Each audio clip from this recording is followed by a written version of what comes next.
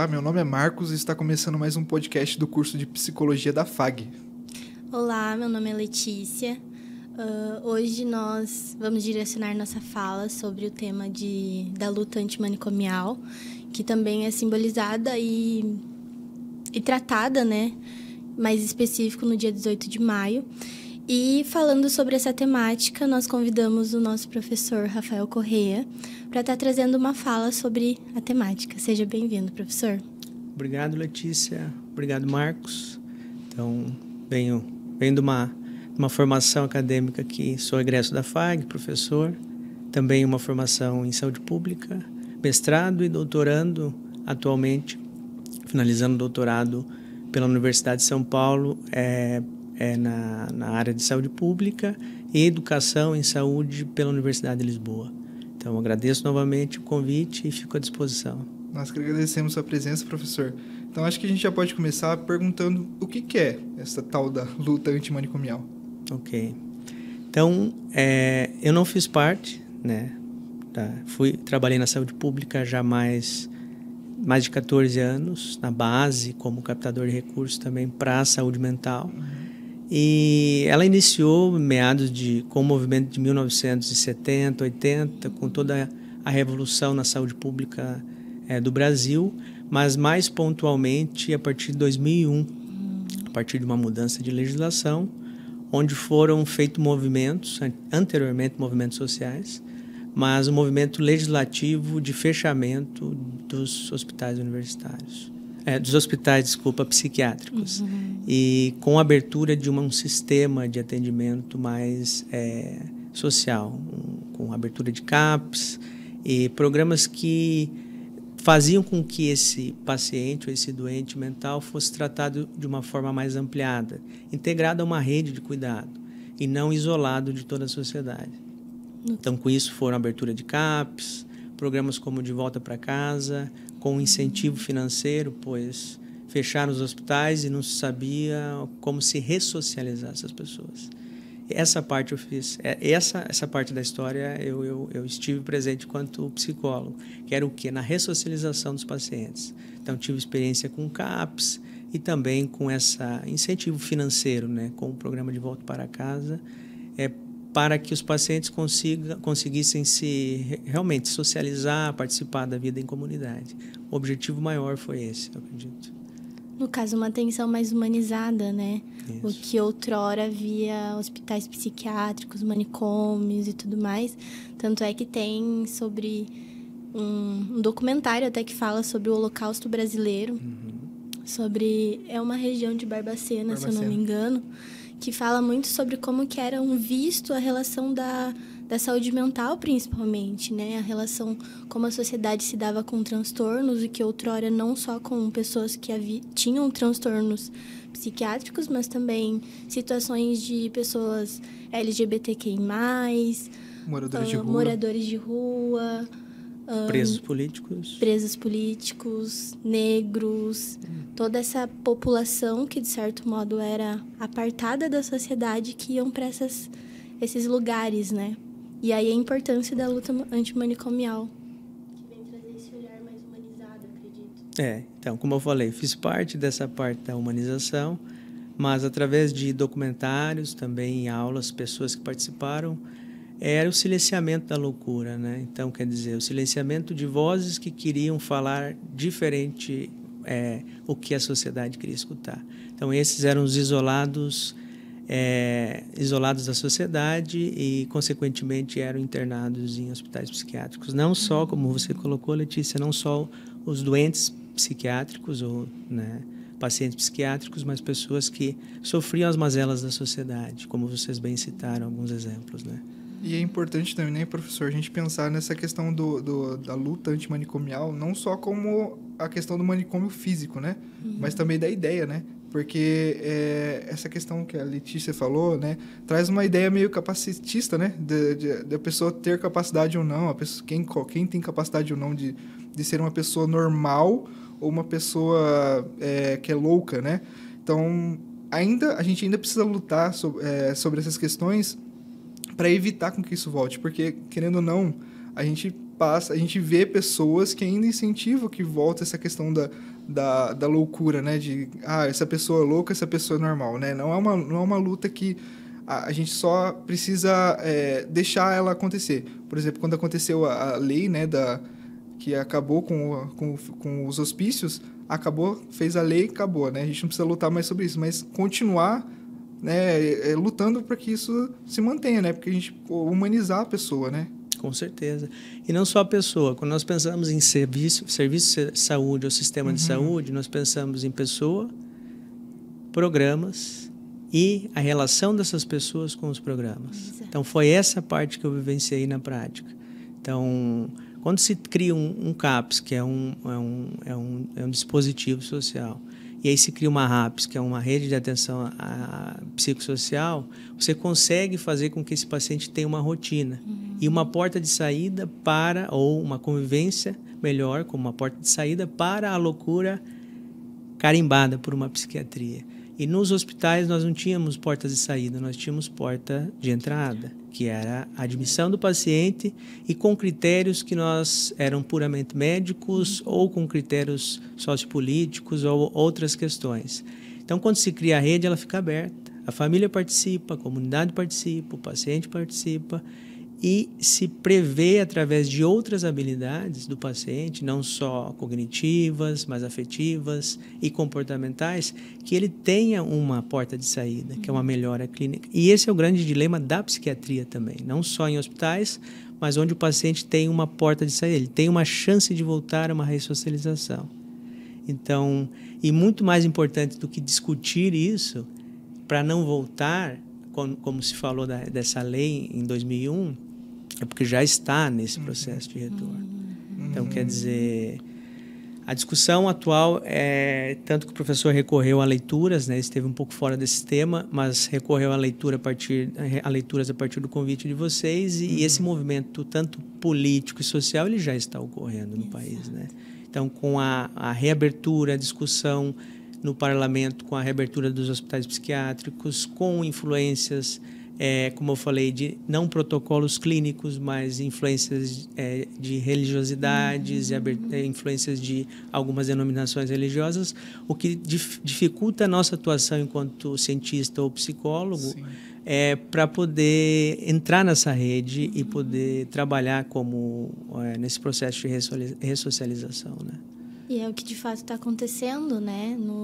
Nesses últimos 2017 a 2020, se intensificou em 2021, quanto que foi dado mais atenção e até a relação de verba até do governo sobre essas instituições, e que acaba desvalidando a relação da política pública, de sustentar a importância da adesão ao tratamento. Acho que isso é bem importante, porque vejo que a saúde pública como em si, as suas políticas públicas, ela sustenta a importância não só da adesão, mas de trazer o que o professor traz sobre o tratamento.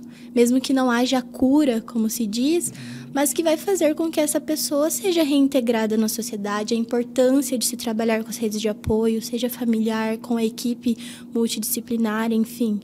Vejo como de suma importância, principalmente a psicologia, de estar lutando com isso e dar espaço de fala, da importância da gente se atentar a todos esses movimentos que estão acontecendo na nossa cara, né? Da importância da gente falar sobre isso e lutar também sobre isso.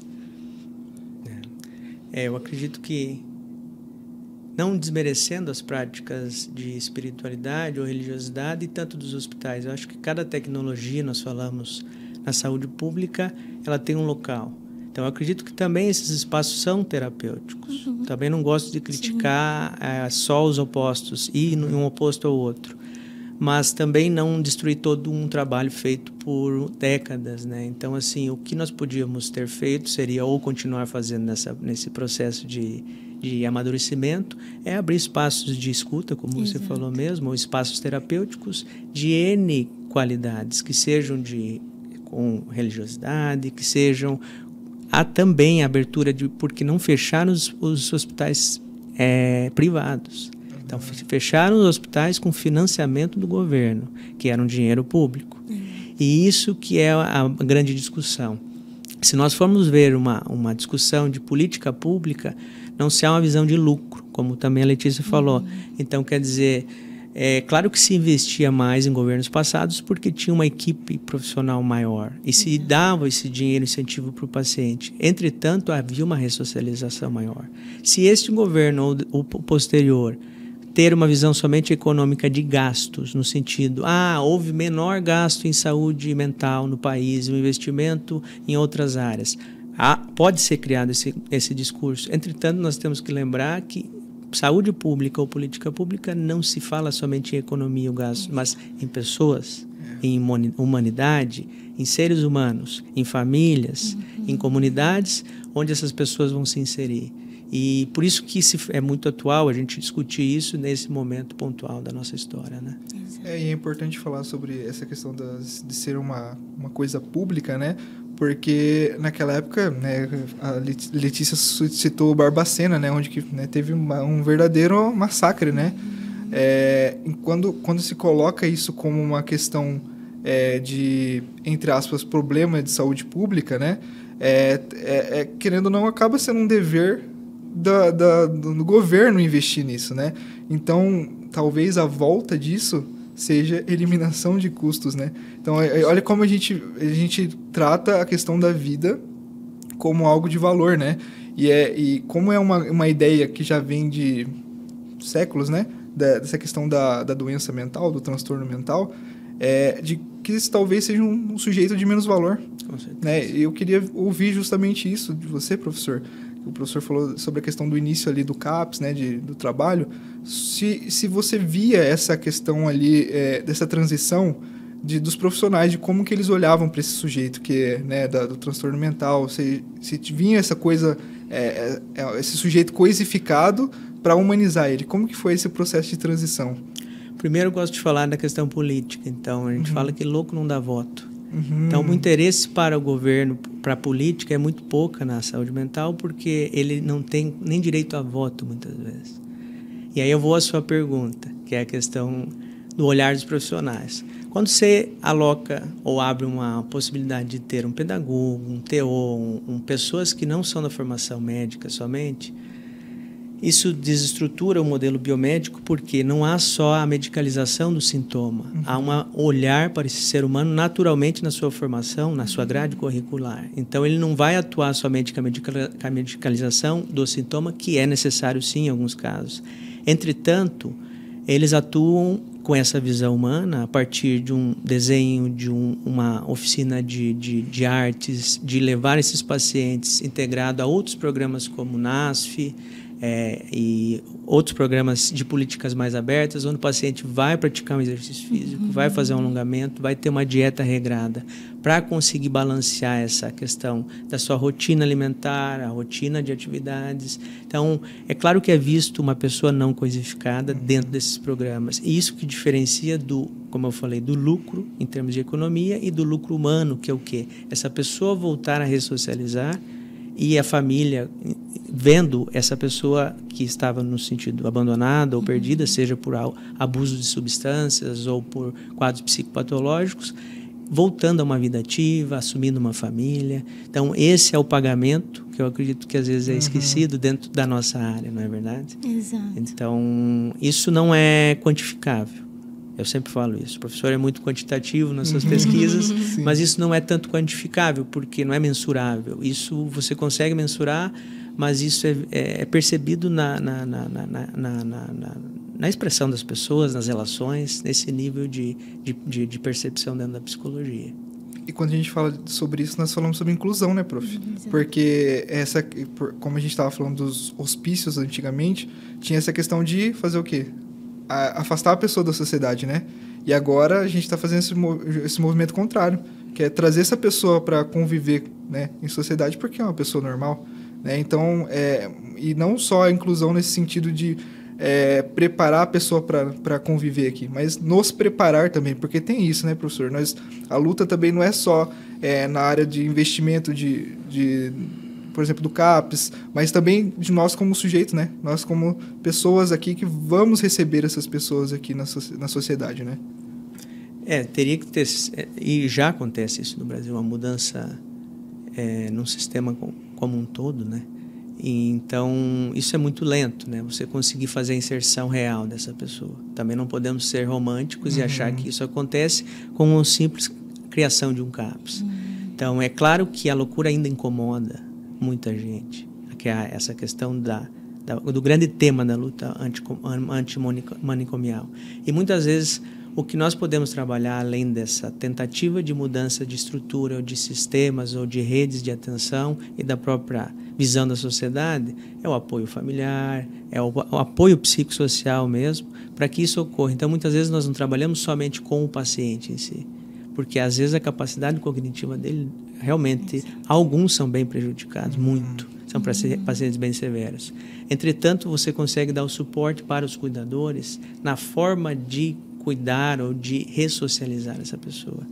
E isso é muito importante também. Então, isso a gente vai conseguindo modificar uma série de sistemas e essa rede de serviços, o próprio mercado. Lembrando que nós, psicólogos, passamos 40 minutos, muitas vezes, com o paciente. A família passa o resto do tempo. Então, você sensibiliza o mercado, redes de serviço, entendeu? E não só o CAPS, porque a intenção não é que o paciente vá para o CAPS, para a sua casa, é que ele consiga frequentar outros serviços, privados, inclusive. E talvez, quiçá, voltar a estudar e uma vida realmente produzida. Produzir, né? Uma vida ativa, uma vida produtiva. E esse afastamento, ele agrava, né, professor? O afastamento da pessoa, ele agrava essa entre aspas, melhora, né, da pessoa. Totalmente. Tanto que, assim, esse incentivo financeiro também não é a garantia que ele socialize. Porque ele voltaria a usar substâncias como o cigarro ou o álcool, caso essas substâncias fizeram com que ele fosse para um internamento compulsório.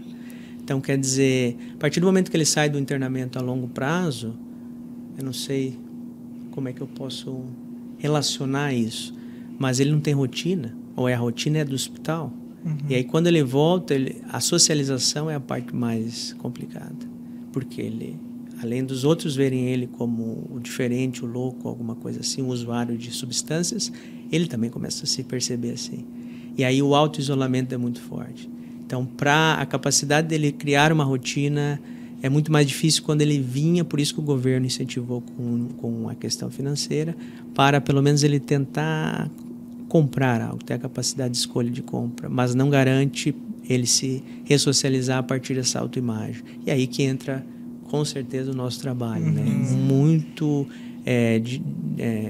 no sentido semanal, e por isso as frequências de sessões, grupos de terapia para que ele se veja junto com outras pessoas, e aí sim ele começa a reconstruir essa autoimagem, a imagem dentro da sociedade, para criar uma credibilidade e conseguir viver em sociedade, né? Eu vejo isso fazendo os estágios, faço estágio em 2 unidades públicas, 2 serviços públicos, e eu vejo quanto é importante se trabalhar com a rede de apoio. A importância do profissional estar, acho que, bem articulado com a equipe, principalmente, para se ver esse sujeito de uma forma ampla, da importância de se trabalhar com a família, da importância, como o professor trouxe muito bem, sobre a inserção desse sujeito na sociedade, grupos terapêuticos, por exemplo, quando ele se vê rodeado de mais pessoas que, de certo modo, vivenciam também situações parecidas ou não, mas que vê ali, se insere também em outro grupo e que também faz a relação de inserir esse sujeito na sociedade, dando a importância, que eu vejo que é primordial o trabalho do psicólogo dentro dessas instituições, de olhar para o sujeito de forma de um todo, e a importância de ter esse olhar e se trabalhar com esse todo, tentar pelo menos, né, trabalhar com esse todo para que esse sujeito tenha uma qualidade de vida, né, ou o mínimo dela, pelo menos. Acho que esse é o nosso trabalho, de dar esse olhar, sabe? É importante também, professor, voltar um pouco lá na época onde tinha os hospícios ainda, né, os hospitais, de que muitas vezes as pessoas consideradas loucas não eram apenas pessoas com transtornos mentais. Eram pessoas, né, como a Letícia trouxe antes, pessoas negras, né, LGBTQIA+, que fazem uso de álcool e outras substâncias também que eram inseridas nesse serviço. E eu queria, né, ouvir do professor a importância, então, da gente trabalhar essa questão na questão da política pública, a importância dessas subjetividades do sujeito, porque isso são questões subjetivas. Antes eram colocado como loucura, né? Mas hoje, né, ainda bem, com a melhora, essa abertura, né, que a gente está tendo em ver novas subjetividades, a importância de se trabalhar isso, professor. Eu não quero acreditar que isso tenha um retrocesso tão grande, mas posso estar errado. Porque naquela época, nós podemos ver até pelo DSM, CID-10, a própria homossexualidade ela é tida como uma doença, né? Então, hoje, o que já se evoluiu muito pelos movimentos sociais e por toda a questão da compreensão da medicina junto com a psiquiatria e a psicologia. Então, esse retrocesso, eu acredito que não. Agora, entretanto, nós teremos outros fenômenos. Acredito que isso já foi superado pelas lutas sociais, mas não deve se baixar a guarda. O que eu digo é o quê? Deve se continuar, eu não chamo de luta, mas assim, eu acredito que o respeito de direitos. Eu não gosto muito da palavra luta, até da luta antimanicomial, porque eu não fiz parte, talvez, de todo esse movimento na prática. Mas o respeito pelos direitos, que em países mais desenvolvidos já não se fala mais tanto, já é um direito adquirido, né? Mas aí se vem o fenômeno da religiosidade, que é uma preocupação muito grande, o que não é muito discutido, é uma bancada muito grande dentro da Câmara. E o que isso pode ser influenciado com fenômenos, entendeu? Outros fenômenos que não sejam tanto sociais, mas dominados por outras esferas que talvez a ciência não aborde tanto da psicologia nesse momento. E aí, às vezes, nós estamos preocupados numa esfera e a esfera política está agindo em outra esfera. Então, estão entendendo?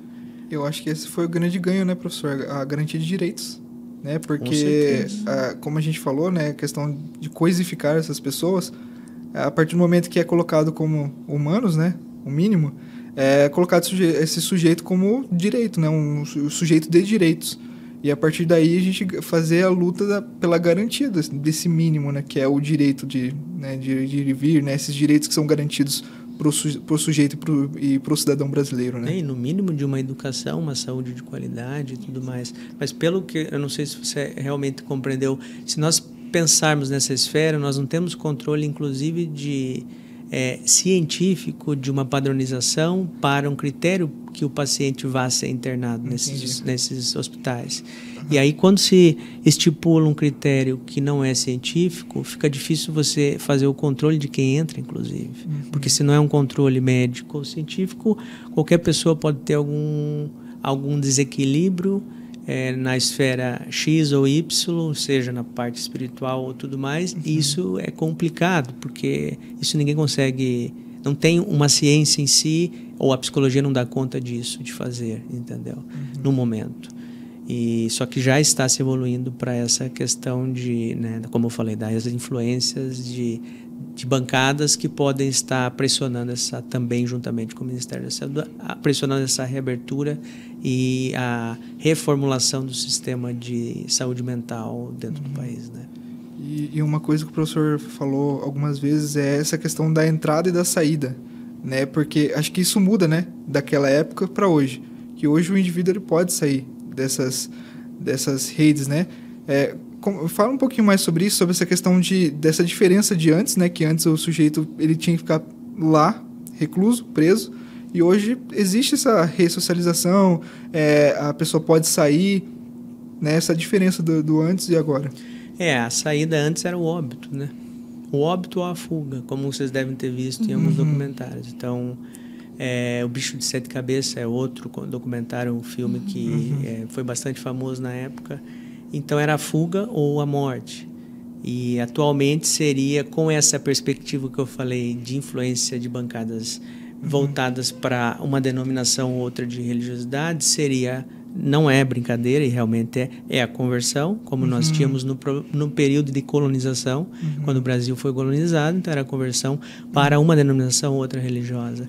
Ou realmente a questão porque a psiquiatria, quando não se há uma ressocialização a partir da psicologia ou demais ciências, ela só vai entrando cada vez mais classes de medicações. Não há uma porta de saída, nem mesmo na psiquiatria a nível de média complexidade dentro do SUS. E isso há estudos que comprovam. Entretanto, quando se foram abertas os dispositivos psicossociais, aí sim, porque se vieram outras ciências para contribuir com isso. Então, a saída seria, como eu falei, ou a conversão para que essa pessoa integre a uma comunidade, seja qual for a denominação, independente de qual for, ou a questão provar por outras ciências que têm capacidades, além das cognitivas ou intelectuais, de conviver em sociedade. Mas se o crivo é a psiquiatria ou o tratamento para internamento e uma possibilidade de uma intervenção de comunidades religiosas para um tratamento de N questões, seja de dependência química ou questões mentais, seria a integração a essa comunidade. E isso vai se integrando a uma sociedade apática, que é a nossa sociedade que muitas vezes nós atendemos, não só dentro dos hospitais, mas fora, que os movimentos ocorrem e nós não conseguimos acompanhar e muito menos reagir. Mas falando também dentro dos hospitais. E se forem ressocializados com esse crivo, com essa medida, não vão ter voz ou vez. Como os movimentos sociais muitas vezes adquiriram e precisam continuar para ter pelo menos o seu direito respeitado. Eu sempre falo isso, no mínimo isso. O que era dito em alguns textos que falam sobre essa relação da luta antimanicomial, mas também dos hospícios, manicômios, que se tratava, e que de certo modo ainda se fala sobre isso, né, como a gente havia dito, sobre a relação de trabalhar com abstinência, de deixar o sujeito à mercê daquilo, mas e aí como vai se tratar esse sujeito? Como vai se trabalhar para esse sujeito ser reinserido para a sociedade? Por isso que se dava, como o professor mesmo disse, sobre a relação ou morre ou foge. E aí esse sujeito vai para onde? Como que vai se dar? Como que se dá a família? Como que vai ser o destino desse sujeito? Acho que é muito importante a gente falar sobre isso e se atentar também a esses sinais que estão se dando, né, sobre a relação antimanicomial, principalmente. Então, acho que seria mais ou menos isso, né, Lê? Queria agradecer, então, ao professor Rafael por ter comparecido aqui hoje. Foi muito importante, muito legal essa conversa, né? Que o professor possa voltar outras vezes, né, para outras conversas. Foi muito legal. Agradecer também a TV FAG, né, que está sempre aí proporcionando para a gente o espaço, né, e as edições. E a todos que estão aí nos ouvindo, né? Queríamos agradecer e dizer que até a próxima. Sim, até mais. Obrigada, professor. Obrigado.